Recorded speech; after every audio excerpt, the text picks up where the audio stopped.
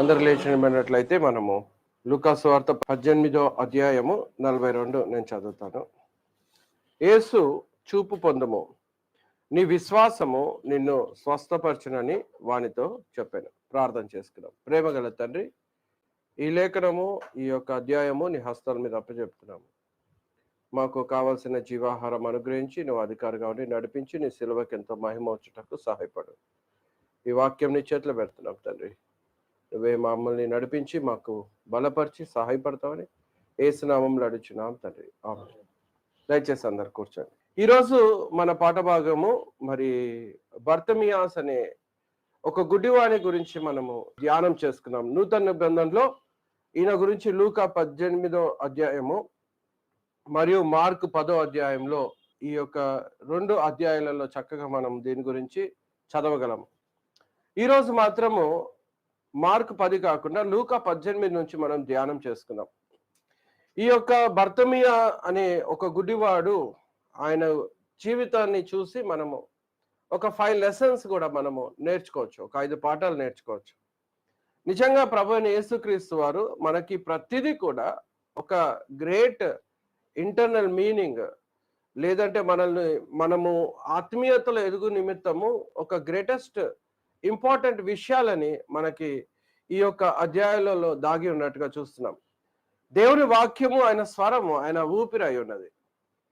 పరలోక రాజ్యములో వారసులుగా ఉండాలంటే మనము దేవుని వాక్యంలో విశ్వాసంలో ఎదగటం అనేది చాలా ప్రాముఖ్యం.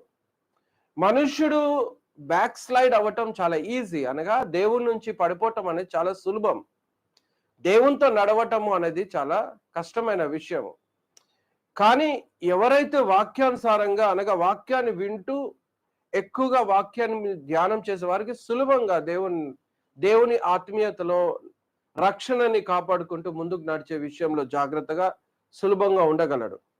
కానీ ఎప్పుడైతే మనం వాక్యంని సరి అయిన విధంగా ధ్యానం చేయకపోతే నశిస్తాము అని హోషేయ గ్రంథము చెప్తా ఉన్నది.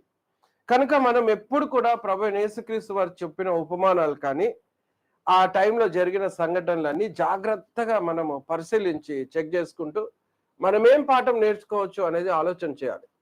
ఎగ్జాంపుల్గా మనకు తెలుసు, పేతురు నీళ్ళ మీద నడిచిన సంఘటన తెలుసు. నీళ్ళ మీద నడిచిన పేతురులో కూడా ఎన్నో లెసన్స్ మనము ఇంతకుముందు భాగంలో నేర్చుకున్నాం.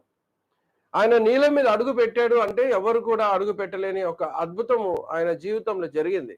అలా యేసు ప్రభు వారితో పాటు ఆయన కూడా నడవగలిగాడు. కానీ ఎప్పుడైతే ఆయన చూపు ఆ గాలి తుఫాను మీద, ఆయన యేసు మీద నుంచి తీసుకొని మన గాలి తుఫాను మీద వెళ్ళినప్పుడు మునిగినట్టుగా చూస్తున్నాం.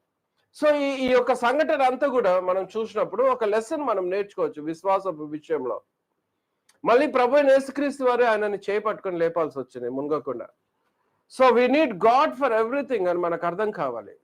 వితౌట్ గాడ్, యేసు ప్రభు వారు మనకు లేకపోతే మనం ఏమీ చేయలేం. అందుకే ఈ యొక్క చిన్న బర్తిమియా స్టోరీలో కూడా కొన్ని వచనాలలో మనం గ్రేట్ లెసన్స్ మనము నేర్చుకోవచ్చు. సో ఈ గుడ్డివాడు గురించి మనము 18వ అధ్యాయము 35 నుంచి మరి చదువుకుందాం. బ్రదర్ చదువుతారు, జాగ్రత్త విందాం. ఆయన యెరికో పట్టణంనకు సమీపించినప్పుడు ఒక గుడ్డివాడు త్రోవ ప్రక్కన కూర్చుండి భిక్షమడుగు కొనుచుండెను. చాలు బ్రదర్. యెరికో పట్టణంలోనికి యేసు ప్రభు వారు తన శిష్యులతో పాటు కలిసి ప్రయాణమై వస్తూ ఉన్నారు. మనకు మార్కులో మనం చూసినట్లయితే ఒక గ్రేట్ క్రౌడ్ యేసు ప్రభు వారితో పాటు ఎంటర్ అవుతున్నట్టుగా మనకి తెలుస్తా ఉన్నది. సో ఆ విధంగా యెరికో పట్టణానికి ఎంటర్ అవుతున్నారంటే యేసు ప్రభు వారు ఆల్రెడీ ఫేమస్ కనుక అనేకులు ప్రభు యేసుక్రీస్తు వారి మాటలు వినటానికే వారు ఆయనను వెంబడించేవారు. చాలా మంది ఏమనుకుంటారంటే స్వస్థత కోసం మాత్రమే వెంబడిస్తున్నారా అని అనుకుంటారు. ఓకే, అది కూడా ఒక భాగం ఉండొచ్చు, స్వస్థత కూడా యేసు ప్రభు వారు చేసేవారు. కానీ ప్రాముఖ్యంగా ఆయన మాటల్ని చూసి మనుష్యులందరూ కూడా ఆశ్చర్యపడేవారు. 5,000 మందికి యేసు ప్రభు వారు ఆహారం పెట్టడం మనకు తెలుసు. ఆయన మాటల్ని చూసి ఆశ్చర్యపడినట్టుగా పబ్లిక్ ఏం చేశారంటే ఆ డే అంతా వింటమే కాకుండా మళ్ళీ ఇంకొక ఒడ్డుకి వెళ్తే అక్కడికి కూడా ఫాలో చేసి వచ్చినట్టుగా మనం చూస్తున్నాం. ఎందుకంటే ప్రభు అయిన యేసుక్రీస్తు వారు మాట్లాడినప్పుడు ఎంతో బలము వచ్చేది, మనుషులకి విశ్వాసము కలిగేది, ఆజ్ఞలు నేర్చుకునేవారు. కనుక ఆయన మాటలలో ఎంత అధికారం ఉన్నట్టుగా మనం చూస్తున్నాం.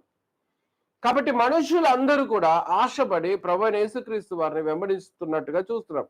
అలానే ఇక్కడ కూడా గ్రేట్ క్రౌడ్ వెంబడిస్తున్నారు. నెక్స్ట్ లెసన్ యేసు ప్రభు వారు ఎరుకలో ఏం చెప్తాడనే ఆశతోటి ఈ క్రౌడ్ వెంబడిస్తా ఉన్నారు. ఈ క్రౌడ్ అన్ని పనులు వదిలేసి వెంబడిస్తున్నారంటే వాట్ ఏ వండర్ఫుల్ సర్మన్స్ మన ప్రభు యేసుక్రీస్తు వారు వాళ్ళకి ఇచ్చింటారు. ఆ దారిలో జనరల్ గా దారి పక్కన ఎవరు కూర్చొని ఉంటారంటే ఈ యొక్క అడుక్కునే వారు కూర్చొని ఉంటారు. అలానే ఒక గుడ్డివాడంట త్రోవ పక్కన కూర్చున్నాడంట. ఈ జన సమూహము అంతా కూడా ప్రయాణం వెళ్తుంటే ఆయన ఏమన్నాడో చూద్దాం. ఓకే, చదవండి బ్రదర్. 36.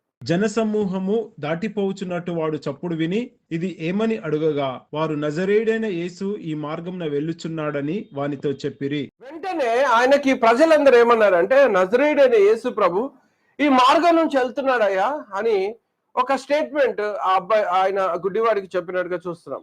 జనరల్ గా గుడ్డివారు అనగా నిస్సహాయం లేని పరిస్థితిలో ఉన్న వ్యక్తి. హీ కాంట్ సీ, కాబట్టి ఆయన ఏమి చేసుకోలేడు. ఆయన ఆహారం వండుకోలేడు, ఆయన సొంత పనులు చేసుకోలేడు, ఆయనకు ఒక పెద్ద సమస్యలో కూర్చొని ఉన్నాడు.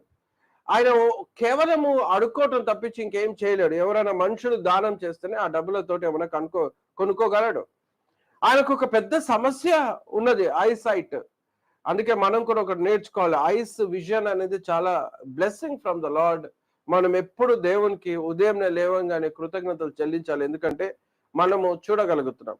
సో ఈయన ఒక బెగ్గర్ గా అనగా ఇంకో మాటలో చెప్పాలంటే ఈయన బ్లైండ్ బై బర్త్. సో ఈ విధంగా ఈ గుడివాడు త్రోవ పక్కన కూర్చొని ఎవరయ్యా ఇంతగానం గుంపు వెళ్తా ఉంది అని ఆ సౌండ్స్ వింటూ చాలా ఆసక్తితోటి మనుషులను అడుగుతున్నాడు. ఎప్పుడైతే మనుషులు నజరేయుడైన యేసు ప్రభు వారు ఈ మార్గంలో వెళ్తున్నాడు అని చెప్పగానే ఈయన బెగ్గర్ రియాక్షన్ మారిపోయినట్టుగా చూస్తున్నాం. 38th verse. అప్పుడు వాడు యేసు దావీదు కుమారుడా నన్ను కరుణించమని కేకలు వేయగా ఊరకుండమని ముందర నడుచుచుండిన వారు వాణ్ణి గద్దించిరి గాని వాడు మరీ ఎక్కువగా దావీదు కుమారుడా నన్ను కరుణించమని కేకలు వేసెను. ఈయన ఒక స్టేట్మెంట్ పలుకుతున్నాడు, దావీదు కుమారుడా నన్ను కరుణించు అని చెప్పి కేకలు గట్టిగా వేయటం మొదలు పెట్టాడు. మనుషులు వచ్చి ఆపుతా ఉంటే ఇంకెక్కువగా కేకలు వేయటం మొదలు పెట్టాడు. తర్వాత ఏమైందో చూద్దాం. 40th verse. అంతటా యేసు నిలిచి వానిని తన యొద్దకు తీసుకొని రమ్మనెను. వాడు దగ్గరకు వచ్చినప్పుడు ఆయన నేను నీకేమి చేయగోరుచున్నావని అడుగగా వాడు ప్రభువా చూపు పొందగోరుచున్నానెను. యేసు చూపు పొందుము, నీ విశ్వాసము నేను స్వస్థపరచునని వానితో చెప్పెను. వెంటనే వాడు చూపు పొంది దేవుని మహిమపరచుచు ఆయనను వెంబడించెను. ప్రజలందరూ అది చూచి దేవుని స్తోత్రం చేసిరి. యేసు ప్రభు వారు ఆ గుడ్డివాడు ఆ కేకలేయటం విని ఆయన తీసుకురండి అని చెప్పాడు. ఆయన దగ్గరకు వచ్చిన తర్వాత నీకేం కావాలయ్యా అని అడిగాడు ఒక ప్రశ్న. చూపు కావాలని కోరుతున్నాను అనగానే ప్రభు యేసుక్రీస్తు వారు ఆయనని స్వస్థపరిచాడు. వెంటనే ఆయన దేవునికి కృతజ్ఞతలు చెల్లించాడు. ప్రజలందరూ కూడా ఆశ్చర్యపడి దేవునికి స్తోత్రం చెల్లించినట్టుగా మనం చూస్తున్నాం. ఈ దేవునికి ఎంతో మహిమ పరిచినట్టుగా ఈ గుడ్డివాడి గురించి చూస్తున్నాం. ఈ యొక్క స్టోరీలో మనం జాగ్రత్తగా గమనించి చూస్తే కొన్ని విషయాలని మనం జాగ్రత్తగా అర్థం చేసుకోవాలి. ఫస్ట్ ఆఫ్ ఆల్ ఏంటంటే ఈ గుడ్డివాడు హీ బిలీవ్డ్ జీసస్ క్రైస్ట్. ఆయన యేసు ప్రభు వారిని విశ్వసించాడు. ఆయన మెస్సయ్య అని నమ్మినట్టుగా చూస్తున్నాం. ఎందుకంటే ఈ వ్యక్తి గుడ్డివాడు ఏమని పిలుస్తాడంటే దావీదు కుమారుడా అని పేరు పెట్టి పిలుస్తాడు. దావీదు కుమారుడా అని పేరు పెట్టి పిలిచాడంటే ఈయనకు ఆల్రెడీ లేఖనాలన్నీ కూడా తెలుసు. కాబట్టి యేసు ప్రభు వారు మెస్సయ్య అని ఈయనకు అర్థమైపోయింది. ఈ రక్షకుడు అనే విషయము ఆయనకు తెలిసిపోయింది. కనుక ఈయన విశ్వసించాడు, చూడలేదు ప్రభు యేసుక్రీస్తు వారిని. ఆ మనుషుల ద్వారా ఎన్నో సార్లు మనుషుల ద్వారా వినింటాడు. మనుషులందరికీ కూడా ప్రభు యేసుక్రీస్తు వారు ఫేమస్ కనుక గుడ్డివాడితోటి కూడా ఏం చెప్పారంటే నజరేయుడు అయిన యేసు ప్రభు వారు ఈ రోడ్ మీద వెళ్తున్నాడు అని చెప్పి ఆ పబ్లిక్ కూడా ఆ విధంగా ఆ గుడ్డివాడితో మాట్లాడటం చూస్తున్నాం. వెంటనే ఈ గుడ్డివాడు ఏం చేశాడంటే ఆ యేసు ప్రభు వారిని విశ్వసించాడు కనుక వేడుకోవటానికే కేకలు వేయటానికి సిద్ధమైపోయాడు. మనము నేర్చుకోవాలి ఏంటంటే ఈ గుడ్డివాడు యేసు ప్రభు వారు చేసిన అద్భుతాలు ఏమీ చూడలేదు. చాలా మంది ఈరోజు ఏమంటారంటే అద్భుతాలు చూస్తే విశ్వాసం పెరుగుతుంది అంటారు. ఓకేనా అండి? దీనికి ఆపోజిట్ గా మనకి ఇక్కడ కనిపిస్తా ఉంది. ఈ గుడ్డివాడికి అసలు కళ్ళే లేవు, అద్భుతాలు ఏమి చూడలేదు. కానీ గుడ్డివాడికి ఒకటి తెలిసిందంటే దావీదు కుమారుడు రాబోతున్నాడు. He's the king of kings. ఆయన రాజై ఉన్నాడు, ఆయన సమస్తము చేయగలడు, శక్తి గలవాడు అని నమ్మాడు, విన్నాడు. ఇప్పుడు విన్నాడు కనుక వినుట ద్వారా విశ్వాసంలో చూపిస్తున్నట్టుగా మనం చూస్తున్నాం. చూసి నమ్మేవారు కన్నా చూడక నమ్మేవారు ధన్యులంట. యోహాను 20:29లో తోమాతోటి ప్రభు అయిన యేసుక్రీస్తు వారు అదే అన్నారు. ఏమన్నారంటే, యేసు నీవు నన్ను చూచి నమ్మితివి, చూడక నమ్మువారు ధన్యులని అతనితో చెప్పాను. ఏమంటున్నారు? చూడక నమ్మేవారు ధన్యులు అని అతనితో చెప్పినట్టుగా చూస్తున్నాం ప్రభు అయిన యేసుక్రీస్తు వారు. విశ్వాసము అనేది చాలా ప్రాముఖ్యమైన విషయం. విశ్వాసము వినుట వలన కలగాలి. యేసు ప్రభు సువార్త ఆయన వాక్యం వినుట వలన విశ్వాసం కలుగుతుంది. చాలా మంది ఏమంటారంటే, చాలా అద్భుతాలు చూస్తే విశ్వాసము పెరుగుతుంది మనిషి లోపల అని అనుకుంటారు. కానీ ఈ వ్యక్తికి ఏ విషయంలో కూడా ఈయన ఏది చూడలేదు. ప్రభు అయిన యేసుక్రీస్తు వారు ఎలా ఉంటాడో కూడా ఆయన తెలియదు. కానీ కేవలం విని నమ్మాడు. ఈరోజు చాలా మంది ఏం చేస్తారు తెలుసా? బాప్టిజానికి వెనకడిగేస్తుంటారు. ప్రభు అయిన యేసుక్రీస్తు వారు భూమి మీదకి వచ్చి సిలువలో రక్తం కార్చి నమ్మి బాప్టిజం పొందిన వాడికి రక్షణ వస్తుందని చెప్తుంటే విశ్వసించుటకు కష్టమవుతుంది కొంతమందికి. పరలోకానికి మార్గం అని చెప్తూ ఉంటే నరకం అనేది దాని నుంచి ఈ రక్షణ ద్వారా నువ్వు తప్పించుకుంటావని ఎంత వాక్యము పట్టుబట్టి చెప్తున్నా మనుషులకి విశ్వసించటం చాలా కష్టమవుతుంది. అంటే వారు నిజానికి పరలోకం చూడలేదు, నరకం చూడలేదు, మనం ఎవరం చూడలేదు. మనము రక్షణలో ఎలాగా ఆ వ్యక్తికి పాపాలు కడగబడితే మనకు తెలియదు. కానీ మనం విశ్వసిస్తున్నాం ఏంటంటే లేఖనాన్ని విశ్వసిస్తున్నాం. క్రైస్తవులు నేర్చుకోవాలి, లేఖనాన్ని విశ్వసించి అడిగేసే వారు ధన్యులు. ఎందుకంటే వారు చూడక నమ్ముతున్నారని మనం అర్థం చేసుకోవాలి. అందుకే మనం కూడా చూడక నమ్మే వ్యక్తులుగా ఉండాలి. కానీ తోమాలాగా లేదంటే మనుషులు కొంతమంది ఎంత లేఖనాలు చెప్పినాను వారు ఆ మాటకి విశ్వాసం చూపించరు. అలాంటి వారికి శ్రమ. వారు పరలోక రాజ్యమే కాదు భూమి మీద కూడా దేవుణ్ణి సంతోషపరచలేరు. చివరికి అవిశ్వాసులు ఎవరు పరలోకంలో కనిపించరు. ఈ బర్తిమా స్టోరీలో మనం నేర్చుకోవాలి ఏంటంటే, హీ బిలీవ్డ్ జీసస్ క్రైస్ట్, ఆయన మెస్సయా అని నమ్మాడు. చూడక నమ్మటం అనేది చాలా గ్రేట్. ఈరోజు God will do wonders in your life if you really believe in Jesus Christ. Yesu ప్రభు వారిలో నువ్వు సంపూర్ణంగా విశ్వాసం ఉన్నప్పుడు నువ్వు గొప్ప కార్యాలు చేస్తావు. But when there is no faith you are a zero. నువ్వు విశ్వాసం లేకపోతే నువ్వు ఏది కూడా దేవుని కార్యాన్ని చూడలేవు. ఒక చిన్న స్టోరీ చెప్తాను, దాని ద్వారా మీకు విశ్వాసం అంటే ఏందో మీకు అర్థమవుతుంది. ఒక కుమారుడు ఎప్పుడు తండ్రిని ఒక కార్ గిఫ్ట్ అడిగేవాడు. కానీ తండ్రి ఆ యవన కాలంలో చిన్నప్పుడు కార్ బొమ్మలు గిఫ్ట్ ఇచ్చేవాడు, అలానే ఒక బైబిల్ కూడా గిఫ్ట్ ఇచ్చేవాడు. దాని తర్వాత యంగ్ ఏజ్ వచ్చినప్పుడు తండ్రి ఏం చేశాడంటే మంచి బైబిల్ యంగ్ పీపుల్కి అర్థమయ్యేటట్టుగా బైబిల్ ఇచ్చేవాడు. చిన్నప్పుడు ఏమో చిన్నపిల్లలకి అర్థమయ్యేటట్టు బైబిల్ గిఫ్ట్ ఇచ్చేవాడు. ఒక పుట్టిన దినం అప్పుడు కొడుకు అన్నాడు, నాకు ఎట్లన్నా సరే దానా ఈసారి ఏం కావాలరా గిఫ్ట్ అంటే, ఈసారి నాకు ఇష్టం ఉన్న కార్ గిఫ్ట్ అయినా నాకు చాలా అవసరం ఉంది అంటే తండ్రి నవ్వాడు, అంతేగాని ఇస్తాను మాత్రం చెప్పలేదు. సో మొత్తానికి బర్త్డే వచ్చేసింది. వెంటనే గిఫ్ట్ ప్యాక్ తీసుకొని వచ్చాడు. ఒక బాక్స్ లాగా ఉంది గిఫ్ట్ ప్యాక్. అది చూడంగానే కొడుకు కొంచెం నిరుత్సాహం వచ్చేసింది. ఎందుకంటే మళ్ళీ కూడా బాక్స్ తీసుకొచ్చాడు అంటే దీంట్లో మళ్ళీ కూడా బైబిలే ఉండొచ్చేమో అని ఆయన అనుకున్నాడు. అనుకోని వెంటనే గిఫ్ట్ తెచ్చారా అని చెప్పిస్తే మళ్ళీ వెంటనే ఓపెన్ చేసి చూడగానే బైబిల్ ఉంది నిజంగానే. దాని మీద ఒక నోట్ కూడా ఉంది, ఏంటంటే ఈ బైబిల్ నువ్వు చదువు నీకు అర్థమవుతుంది అని చెప్పాడు. ఈయన వెంటనే బైబిల్ చూడంగానే ఓపెన్ కూడా చేయలేదు. చాలా బాధాకరంగా అనిపించింది. ఫస్ట్ పేజ్ లో ఆయన రాసి ఒక స్టిక్కర్ అంటించి పెట్టాడు. చాలా బాధాకరంగా అనిపించింది. ఎప్పుడు మా నాన్న బైబిల్ ఇస్తున్నాడు ఏంది, నేనేమో కార్ అడిగిన గిఫ్ట్ అని చెప్పేసి బాధపడుతూ బైబిల్ అట్లా మూసేసి పక్క పెట్టేశాడు. ఇంకా దాన్ని చదవలేదు. తండ్రి చూస్తా ఉన్నాడు ఎప్పుడైనా చదువుతాడేమో ఆ బైబిల్ని అంటే తండ్రి ఆయన బైబిల్ చదవకుండా అలాగా పెట్టేశాడు. కొన్ని రోజులు ఉన్నాక తండ్రి చనిపోయాడు. దాని తర్వాత బైబిల్ ఏదైతే లాస్ట్ గిఫ్ట్ ఏదైతే ఇచ్చాడో ఆ గిఫ్ట్ ని ఓపెన్ చేశాడు, బైబిల్ ఓపెన్ చేశాడు. కానీ లోపల ఒక నోట్ ఉంది, దీంట్లో బైబిల్ నువ్వు చదువు, నీకు ఒక బహుమతి ఉంది అని.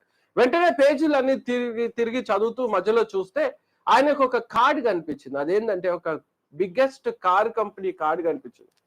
దాని వెనుక ఆయన గిఫ్ట్ కూపన్ పెట్టాడు. ఏంటంటే కారు కొని ఆయన పేరు రాసి ఈ యొక్క కీ పలానా చోటు ఉంది అది తీసుకొని కార్ని గిఫ్ట్ గా తీసుకో అని చెప్పి దాంట్లో అన్ని రాసి పెట్టాడు. తండ్రి గురించి ఎంతో బాధపడ్డాడు. అయ్యో మా నాన్న ఇంత పెద్ద గిఫ్ట్ నా కోసం చేసి పెట్టాడా, నాకు అర్థం కాలేదు, నేను దీన్ని నమ్మలేదు మా నాన్నని, లేదంటే నేను దీన్ని వాక్యాన్ని చదవలేదు అని అనుకున్నాడు. అలాగనే మనం కూడా అర్థం చేసుకోవాలి, మన తండ్రి మన కోసం ఎన్నో స్టోర్ చేసి పెట్టాడు. ఊహించిన దానికన్నా అత్యధికమైన గొప్ప ఆశీర్వాదాలని మనం అడిగినప్పుడు మనకి ఇయటానికి సిద్ధపడి పెట్టాడు. కానీ మనం విశ్వసించక దేవుని యందు నిరుత్సాహం పొంది నమ్మక మనం ఏం చేస్తామంటే ఆయన లేఖనాల మీద ఆధారపడం, ఆయన ఆజ్ఞని పాటించము. మనము ఫెయిత్ నుంచి వెనకకి వెళ్తా ఉంటాం. విశ్వాసం లేకపోతే దేవుని దగ్గర నుంచి అద్భుతం మీరు చూడలేరు. ఈ బర్తిమేయ లెసన్ లో మనం ఏం చూడగలుగుతాం తెలుసా? ఈయన విశ్వాసం ఇంకొక స్టెప్ ఫార్వర్డ్ కి నడిపించింది. ఈయన ఏం చేశారు తెలుసా? సెకండ్, ఈయన గట్టిగా అరవటం మొదలు పెట్టాడు. నిజంగా ఈయన ఏమర్చాడు తెలుసా అండి? డబ్ల్యూ అని అరవలే. It's a great business actual గా. ఆ టైం ఎక్కువ క్రౌడ్ వెళ్తున్న టైంలో ఎంతో మంది డబ్బులు ఇస్తారు కనుక గట్టి గరిచి డబ్ల్యూ అంటే బహుశా నేను అనుకుంటే ఎక్కువ సంపాదించేవాడేమో ఆ రోజు. కానీ ఈయన విశ్వసించుడు కాబట్టి ఈయనకు ఇంకో స్టెప్ ఫార్వర్డ్ వేశాడు. ఏం చేశాడు తెలుసా? He was shouting not for money, but ఆయన ఏం చేస్తున్నాడు అంటే కేకలేస్తూ దావీదు కుమారుడా అని గట్టిగా కేకలేయటం మొదలు పెట్టాడు. మనం కూడా ప్రార్థన విషయంలో దేవునితో మాట్లాడే విషయంలో మనము ప్రార్థించే బిడ్డలుగా మనం ఉండాలి. బిలీఫ్ ఉన్నవాడు ఎప్పుడు ప్రేయర్ చేస్తాడు, గుర్తుపెట్టుకోవాలి. నమ్మకం ఉన్నవాడు ఎప్పుడు కూడా ప్రార్థన చేస్తాడు. బైబిల్ కూడా ఏమన్నా తెలుసా? Yakobu 5:16, a believing person prayer great things happen. అంతే. ఒక విశ్వాసి ప్రార్థన చేసినప్పుడు గొప్ప కార్యాలు ఆయన జీవితంలో చూడగలడంట. అందుకే ఈయన ఏం చేశాడంటే, ప్రభువైన యేసుక్రీస్తు వారు వచ్చారు, ఆయన ఒక్కడు ఆయన నాకు ఏదైనా చేస్తాడు, గొప్ప కార్యం చేస్తాడని చెప్పి గట్టిగా అరవటము మొదలు పెట్టాడు. నెక్స్ట్ థర్డ్ పాయింట్ ఈయన జీవితంలో మనం ఏం నేర్చుకుంటామంటే, మనుషులు అందరూ ఆయనని ఖండించుతున్నారు. మనుషులు దే రిబ్యూక్డ్ అని ఉంది ఇంకొక చాప్టర్ లో. ఏమనుందంటే ఆయనని గట్టిగా నోర్మి అని చెప్పి మనుషులు ఆయన నోరు మూపిస్తా ఉన్నాడు. నిజంగా మనుషులు క్రౌడ్ గా వెళ్తున్న టైంలో ఒక వ్యక్తి గట్టిగా అరుస్తుంటే మనకి ఎంతో ఇరిటేటింగ్ ఉంటుంది పక్కన ఉన్న వాళ్ళకి, చెవులకి. కానీ ఈయన వ్యక్తిని నోరు మూపించాలని ప్రజలు ఏం చేశారంటే ఆపారు. కానీ ఈయన ఏం చేశాడంటే తెలుసా? అంటే ఇంకెక్కువ గట్టిగా అరిచాడంట. బైబిల్ చెప్తుంది ఇంకా ఎక్కువగా గట్టిగా అరుస్తున్నాడు. అంటే అది రీచ్ కావాలి యేసు ప్రభు వారు చెవుకు అని చెప్పి ఇంకా గట్టిగా కేకలేస్తున్నాడు. ఎందుకంటే మన ప్రభు అయిన యేసుక్రీస్తు వారు ఆ మార్గంలో వెళ్తున్నాడు, దగ్గరలో ఉన్నాడు. ఆయన మళ్ళా మిస్ అయిపోతే ఏమైపోతుందో అని గట్టిగా కేకలు అరుస్తా ఉన్నాడు. అందుకే మనం కూడా ఒకటి తెలుసుకోవాలి, ఏంటంటే people will distract you when you are following Jesus Christ. Yesu ప్రభు వారితో నువ్వు నడిచేటప్పుడు మనుషులు అనేకులు నిన్ను డిసప్పాయింట్ చేయొచ్చు, డిప్రెస్ చేయొచ్చు, లేదంటే డిస్ట్రాక్ట్ చేయొచ్చు, లేదంటే నిన్ను బిజీ పెట్టేయచ్చు. చివరికి దేవుణ్ణి వెంబడించకుండా అనేకమైన నెగిటివ్ విషయాలని నీకు దేవుని గురించి చెప్పొచ్చు. లోకం వైపు నీ మనసుని తిప్పొచ్చు. మనం ఒకటి గుర్తుపెట్టుకోవాలి, మన ఫోకస్ ఎప్పుడు జీసస్ మీద ఉండాలి.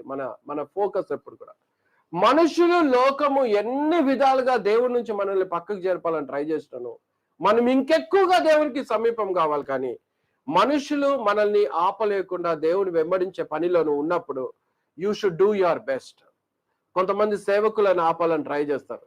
ఎందుకు ఇంతగానం కష్టపడతావు, ఎందుకు ఇంత సేవ చేయాలని కొంతమంది నిరుత్సాహము, డిప్రెస్ తీసుకొస్తుంటారు. కొంతమంది అంటారు, ఎందుకు కష్టపడి అంత దూరం వెళ్తావు, అక్కడ పోయి ప్రార్థన చేస్తావు, అక్కడ పోయి వాక్యం చెప్తావు, అక్కడ ఏం పెద్ద ప్రజలు ఉన్నారని ఇంకొక రకంగా నీకు డిప్రెషన్ రావచ్చు. అలాగా రకరకాలుగా మనుషులు, సేటన్ కమ్స్ త్రూ పీపుల్. ఆ విధంగా నిన్ను మెల్లిగా దేవుని నుంచి దూరపరచడానికి ఎన్నో రకాలుగా ప్రయాసపడవచ్చు సాతానుడు. మనము ఎట్టి పరిస్థితుల్లో మనుషుల మీద మన ఫోకస్ ఉంచకూడదు. మన దేవుని ఆశ్రయించే విషయంలో మనము ఆసక్తితో మనుషులను కాదు, మన ఫోకస్ ఎప్పుడు జీసస్ మీదనే ఉండాలి. కాబట్టి నో మ్యాటర్ వాట్, ఎంతమంది మనుషులు వచ్చినా నువ్వు డిస్ట్రాక్ట్ కావద్దు, డిప్రెస్ కావద్దు, నిరుత్సాహం పొందకుండా మనుషులు నిన్ను ఆపలేకుండా నువ్వు దేవుని వెంబడించటము చూసుకోవాలి. కొంతమంది కరెక్ట్ గా చర్చికి వెళ్ళే టైంలో ఏం వెళ్తావులో ఈ రోజు అని చెప్తారు. ఈ రోజు నువ్వు సిక్కున్నావు కదా, ఏం వెళ్తావు, ఉండిపో, చర్చికి ఏం వెళ్తావు అని నిన్నేం చేస్తారంటే ఆటంకపరుస్తూ ఉంటారు. You don't listen to them. అలాంటి వినే వ్యక్తిగా ఈ బర్తిమేయ లేడు. నిజంగా మనుషుల మాట వింటే లేదా మనుషులకు భయపడితే ఆయన నోరు మూసుకునేవాడు. కానీ నేనేం చేశారు తెలుసా, ఇంకెక్కువగా మనుషులు చెప్పిన దానికి ఇంకా రివర్స్ చేశాడు. మనుషులు నోరు మీరా అంటే ఈయన ఇంకెక్కువగా గట్టిగా అరిచాడు. But Jesus Christ heard him. Yesu ప్రభు వారు ఆయనని పిలిచినట్టుగా చూస్తున్నాము. ప్రభు అయిన యేసుక్రీస్తు వారు ఆయనని పిలిచినప్పుడు ఆయన ఏం చేశాడంటే ఆయన దగ్గర ఉన్న వస్త్రం అంతా విడిచిపెట్టి ఈయనని తీసుకురండి అన్నప్పుడు వస్త్రము అన్ని కూడా వదిలేసి ప్రభు యేసుక్రీస్తు వారి దగ్గరికి వెళ్ళినట్టుగా చూస్తున్నాం. అందుకే ఫోర్త్ పాయింట్ కూడా మనం తెలుసుకోవాలి. Once you walk with the Lord. Always remember, God will do big things than a small thing. నీకేదో చిన్న విషయం కాదు, పెద్ద విషయాలు నీ జీవితానికి చేయబోతున్నాడు. ఆయన ఏం చేస్తున్నాడంటే something big is going to happen. కాబట్టి ఆ దేవుని దగ్గర నుంచి ఒక పెద్ద ఎక్స్పెక్టేషన్స్ ఆయనకున్నది. ఆయన చూపు అనేది ఎవ్వరు ఇవ్వలేడు అని అందరికి తెలుసు. ఏ డాక్టర్ చేయలేడు, ఏ మెడిసిన్ పనికిరాదు. కానీ ఒకే వ్యక్తి దాన్ని చేయగలడు. ఏంటంటే దేవుడు తప్పించి ఎవరు చేయలేరు. He believed Jesus is God. యేసుప్రభు వారు దేవుడు కుమారుడు భూమి మీదకి వచ్చాడు కుమారుడుగా. ఆ యేసుప్రభు వారు మెస్సయ్య అని నమ్మాడు, ఇమ్మానుయేల్ అని నమ్మాడు, గాడ్ విత్ us అని. కాబట్టి యేసుప్రభు వారి దగ్గర నుంచి పెద్ద విషయాలను ఎక్స్పెక్ట్ చేస్తా ఉన్నాడు. He's not expecting something small money. ఒక చిన్న మనీ ఇస్తాడేమో అని చెప్పి యేసుప్రభు వారి దగ్గరికి వెళ్ళిపోయి మనీ కోసం వెళ్ళట్లేదు. యేసుప్రభు వారు ఏమన్నారు తెలుసా? నీకేం కావాలి అని అడిగాడు ప్రభువైన యేసుక్రీస్తు వారు. ప్రభువైన యేసుక్రీస్తు వారిని, ప్రభువా నేను ధనవంతుడు కావాలి, లేదంటే నాకు కొంతమంది పనులు కావాలి, ఇంకేదన్నా కావాలి, ఏమీ అడగలేదు. ఆయన ఏం అడిగాడు తెలుసా? Lord, I want to see, అంతే, నాకు చూపు కావాలి. He believed. కాబట్టి అంత పెద్ద విషయాన్ని అడిగాడు, గొప్ప విషయాన్ని అడిగాడు. ఈరోజు మనం కూడా నేర్చుకోవాలి. ఇంపాసిబుల్ ని నువ్వు దేవుణ్ణి అడగొచ్చు. అవిశ్వాసం నీ లోపల రాకూడదు. ఇది ఇంపాసిబుల్ కదా, దేవుడు చేస్తాడంటావా అని ఊహించుకుంటే నీ జీవితంలో నువ్వేం పొందుకోలేవు. ఇంపాసిబుల్ ని దేవుని అడగటం నేర్చుకోవాలి. ఇంపాసిబుల్ ని దేవుడు నీ జీవితంలో చేస్తాడు నువ్వు విశ్వసించినప్పుడు.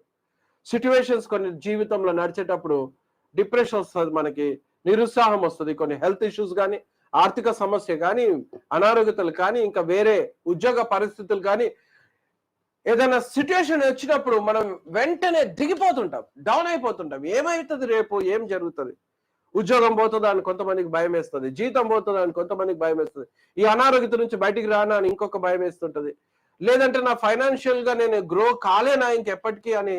ఈ రకరకాలైన పెద్ద పెద్ద విషయాలు ఉంటాయి. పెద్ద పెద్ద విషయంలో సమస్య వచ్చేసరికి డౌన్ అయిపోతుంటారు, అంటే డిప్రెస్ అయిపోతుంటారు. వారి జీవితంలో ఎంతో నిరుత్సాహం చెందుతుంటారు. నీకు తెలుసా అండి, దానికన్నా పెద్ద ఈ దేవుడు చేస్తాడు నీ జీవితానికి. ఈ అనారోగ్యత కాదు కదా, సమస్తమైన ఏ పెద్ద సమస్యలను ఇంకా ఎక్కువగా ఆ సమస్యల నుంచి విడుదల చేసి గొప్ప కార్యం నీ జీవితంలో చేయగలడు దేవుడు. Maybe he can make you A main director of the company, మనకు తెలీదు. నువ్వు ఒక చిన్న వర్కర్ ఉండొచ్చు, దేవుడు నీకు అది కూడా చేయగలడు నువ్వు దేవుడిని అడిగినప్పుడు. So you have to think big. నీ జీవితంలో నువ్వు దేవుడిని, God is big, so you think big, అంతే. దేవుడు పెద్ద గొప్ప శక్తి గల దేవుడు, సృష్టికర్త, సమస్తం చేయగలవాడు. నీ ఆలోచన కూడా అదే విధంగా నీ జీవితానికి ఉండాలి. సో చాలా మంది ఏం చేస్తారంటే, ఇంత పెద్ద విషయాన్ని దేవుని అడగాల, ఇంత పెద్ద విషయం దేవుడు చేయగలడా, ఇంత పెద్ద విషయం నిజంగా నేను ఫైనాన్షియల్ గా గ్రో కాగలనా, నా అప్పులు పోతాయా, లేదంటే నిజంగా ఈ ఆరోగ్యం పోదని డాక్టర్స్ చెప్తున్నారు, దీని నుంచి నాకు విడుదల వస్తుంది అంటారా, రాదు అని ఒక రాంగ్ నెగిటివ్ థాట్స్ కి నువ్వు చోటు ఇవ్వద్దు. నువ్వేం చేయాలంటే అన్నిటిని వదిలేసి యేసు మీద నువ్వు ఆధారం ఉండాలి, దేవుని వైపు నువ్వు పరిగెత్తుకుంటూ వెళ్ళాలి. వెంటనే యేసుప్రభు వారు ఏమన్నారు తెలుసా? ఒక గ్రేట్ స్టేట్మెంట్ చెప్పాడు. యేసుప్రభు వారు ఏమన్నారంటే, యేసు చూపు పొందుము, నీ విశ్వాసము నిన్ను స్వస్థపరచనని వానితో చెప్పాను. చూస్తున్నారా ఏ స్టేట్మెంట్ పలికిండో? నీ విశ్వాసము నిన్ను స్వస్థపరిచింది. అంటే you had a great faith నీ లోపల, నేను ఇంత గొప్ప కార్యము నీకు చూపునివ్వగలను. నీ కళ్ళు మొత్తం పాడైపోయినాయి, నీ రెటీనా పాడైపోయింది, నీ అవయవాలలో కళ్ళల్లో ఉన్న గుడ్డు మొత్తం డిస్ట్రాయ్ అయిపోయింది. ఇంపాసిబుల్ అని అందరికీ తెలుసు లోకంలో. కానీ నువ్వు విశ్వసించావు ఏంటంటే, నేను నీకు చూపుని ఇవ్వగలను, కాబట్టి నీ విశ్వాసం చొప్పున నేను నీకు చూపు రావాలి అని చూపుని యేసుప్రభు వారు ఆయనకి ఇచ్చాడు. వెంటనే నేను అనుకుంటా భర్తిమయ్య ఎంత సంతోషపడేటాడు. ఆయన ఎప్పుడు he never saw a light, ఒక లైట్ ని చూడలేదు, ఒక మనిషిని చూడలేదు. ఎంత అద్భుతము ఆయన జీవితంలో జరిగింది. అలానే దేవుడు మన జీవితంలో ఏదైనా చేయగలడు. నువ్వు నమ్మాలి, దేవుని యొద్దకు వెళ్ళాలి. దేవుని యొద్ద మనుషులు కాదు కదా, ఏది నిన్ను ఆపకూడదు, ఆటంకపరచకూడదు. దానియేలుని ఏది ఆపలేకపోయాది దేవుని ఆశ్రయించే విషయంలో. సింహం బోను ఆపలేకపోయింది, షడ్రక్ మేషక్ అబేద్నెగోని మంట ఆపలేకపోయింది దేవుని ఆశ్రయించే విషయంలో, విధేయత విషయంలో. నీ జీవితంలో కూడా నేను నేర్చుకోవాలి ఏంటంటే, always think big, don't think about negative things. ఒక ఫ్యామిలీ ఉంది, ఫ్యామిలీలో ప్రాబ్లమ్స్ ఉన్నాయి, ఇంక ఇది ఇంతేలే, నా ఫ్యామిలీ ఎప్పటికీ బాగుపడదు అనే మాట నీకు ఉండకూడదు. ఈ ఫ్యామిలీని నువ్వు వేరే విధంగా ఆలోచన చేయాలి. I'm going to seek Lord, దేవుణ్ణి అడగబోతున్నాను, నేను విశ్వసిస్తున్నాను, God is going to do wonder. అంతే. దేవుడు ఒక అద్భుతము నా జీవితంలో చేయబోతున్నాడు, నా కుటుంబాన్ని కట్టబోతున్నాడు అని దేవుని మీద నమ్మకం ఉంచాలి. ఆరిన నేలను నడిచారు ఇశ్రాయేలులో, 2 పాయలైపోయినాయి నీళ్లు, ఆరిన నేల కనిపించింది. అంత గొప్ప శక్తి గల దేవుడు నీ కోసం ఏమైనా చేయగలడు. సో ఈ 5 థింగ్స్ నెక్స్ట్ లాస్ట్ ఏం చేశారు తెలుసా అండి? He gave thanks to the lord. ఆయన దేవుణ్ణి అంట మహిమపరచాడంట. ఎక్కడుందండి? వెంటనే వాడు చూపు పొంది దేవుని మహిమపరచుచు ఆయనను వెంబడించెను. ప్రజలందరూ అది చూసి దేవునికి స్తోత్రము చేసిరి. చూస్తున్నారా? ప్రజలు కూడా ఆశ్చర్యపడి స్తోత్రం చేశారంట. అంతేకాకుండా ఆయన ఏం చేశాడు? First thing after healing he gave thanks to the lord. ఈరోజు మనం కూడా తెలుసుకోవాలి. మనం ఏం చేస్తాం? దేవుణ్ణి అడుగుతాం, పొందుకుంటాం, తర్వాత దేవునికి థ్యాంక్స్ చెప్పడం మర్చిపోతాం. కానీ థ్యాంక్స్ చెప్పడం నేర్చుకోవాలి మనం. Giving thanks is very important. Thanksgiving లో సమస్తమైన ఆశీర్వాదాలు ఉన్నాయి. ఈ థ్యాంక్స్ గివింగ్ అంట వితౌట్ సీజింగ్ ఇవ్వాలంట. అది కూడా తెస్సలోనికలో 5లో చెప్పాడు. Never cease giving thanks to the Lord. Thanksgiving గురించి కీర్తనకారుడు కూడా అనేకమైన పాయింట్స్ చెప్పాడు. So these are the 5 important points మనం నేర్చుకోవచ్చు. ఫస్ట్ ఏంటంటే, ఆయన చూడక నమ్మాడు, విన్నాడు యేసు ప్రభు వారి గురించి, మెస్సయ్య వస్తాడనే విషయాన్ని నమ్మాడు. డైరెక్ట్ గా పిలుస్తున్నాడు, దావీదు కుమారుడా అని పిలుస్తున్నాడు. డేవిడ్ ఎప్పుడో చనిపోయాడు, మనందరికి తెలుసు. బట్ వై హీఈస్ కాలింగ్ దావీదు కుమారుడా? ఎందుకంటే హీ నోస్ ఆ లైఫ్ లైన్ లో నుంచి యేసు ప్రభు వారు మెస్సయ్య పుట్టాడు, హీఈస్ ద కింగ్ అని ఆయనకి విశ్వసించాడు. కేవలం విని, గుడ్డివాడు ఏం చూడలేదు యేసు ప్రభుని. సెకండ్ ఏంటి తెలుసా అండి? ఆ యేసు వైపుకి ఆయన స్వరాన్ని ఎత్తాడు, వేడుకుంటున్నాడు, గట్టి గట్టిగా అరుస్తున్నాడు, కేకలేస్తున్నాడు. అంటే యేసుని ఆశ్రయిస్తున్నాడు. ప్రభు అయిన యేసుక్రీస్తు వారు స్వస్థపరచగలడు అని చెప్పి ఆయన వేడుకుంటున్నట్టుగా చూస్తున్నాం. అలానే మనం కూడా ఎల్లప్పుడూ దేవునికి ప్రార్థన చేస్తూ మన సమస్యని దేవునికి చెప్పే విషయాన్ని కోసము మనం ఎప్పుడు దేవునికి మొరపెట్టే బిడ్డలుగా ఉండాలి. మూడవదిగా ఏంటంటే, మనుషులు ఆయనను ఆపలేకపోయారు. ఈరోజు దేవుని వెంబడించే విషయంలో ఏ మనుష్యుడు, ఏ అడ్డుగోడ, ఏది కూడా నిన్ను ఆపలేకుండా నీ జీవితాన్ని మనుషుల వైపు కాదు, మనుషులు ఎవరు ఆపకుండా నువ్వు ముందుకు సాగుతూ వెళ్ళాలి. నాలుగవది ఏంటి తెలుసా అండి? పెద్ద విషయాన్ని ఆలోచన చేశాడు. కళ్ళు కావాలి, డబ్బులు కాదు ఆయన కావాల్సింది. చూపు రావాలి అని అన్నిటిని వదిలేసి పరిగెత్తుకుంటూ వెళ్ళాడు. చూపుని ఆయన పొందుకున్నట్టుగా చూస్తున్నాం. 5వ పాయింట్ ఏం చేశాడు? ఈ ప్రైజ్ ద లార్డ్, దేవునికి స్తుతి గానాలతో కృతజ్ఞత చెల్లించాడు. ఈ 5 విషయాలు మన జీవితంలో ఉన్నదా?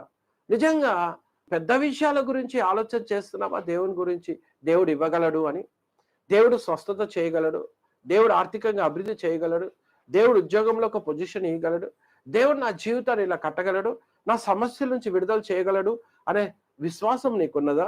లేకపోతే ఈరోజు రిపెంట్ అవ్వు. నిజంగా దేవుని వాక్యాన్ని చూడక నమ్ముతున్నావా? రక్షణ ఉందా నీ జీవితానికి? రక్షణ లేకపోతే నమ్ము. ఒకటి ఏంటి తెలుసా? నమ్మి బాప్టిజం పొందిన వాడే రక్షింపబడతాడు. మార్క్స్ 16:16 చెప్తుంది. నమ్మని వానికి శిక్ష విధింపబడుతుంది. Heaven is there, hell is also there. Believe. పాపం చేసేవాడు అందరు నరకాగ్నిలోకి పాత్రుడు, కానీ నీతిగా జీవించి దేవుని వాక్యాన్ని నెరవేర్చేవాడు తప్పక పరలోక రాజ్యానికి చేరతాడు. ఆ సంతోషమైన జీవితము యుగ యుగములు నీకోసం దేవుడు సిద్ధపాటు చేశాడు. కాబట్టి దేవునికి ఎంతో కృతజ్ఞతలు. దేవుడి వాక్యాన్ని దీవించిన గాక. ఆమెన్. కళ్ళు మూసుకున్నట్లయితే ప్రార్థన చేసుకుందాం. ప్రేమగల తండ్రి, కృపగల రాజా, ఈ లేఖనాలు, ఈ వాక్యం ఇచ్చినందుకు నీకు వేలాది వందనాలు, స్తోత్రాలు. ఈ సమయంలో ఈ వాక్యం ద్వారా మమ్మల్ని బలపరిచినందుకు వందనాలు తండ్రి. ప్రభా, ఇది 30 అంతలుగా, 60 అంతలుగా, 100 అంతలుగా ఫలింపచేయి తండ్రి. భర్తిమయ అనే గుడ్డివారి జీవితంలో మాకు అనేకమైన పాఠాలు నేర్పించావు. నీకు వందనాలు చెల్లిస్తూ, ఇది మేము మర్చిపోకుండా మేము కూడా ఈ 5 రకాలుగా నిన్ను మా జీవితంలో మేము చేయనట్లుగా సహాయపడతామని యేసు ప్రభు నామం అడిగి వేడుకొని ప్రార్థన చేయించున్నాం తండ్రి. ఆమేన్.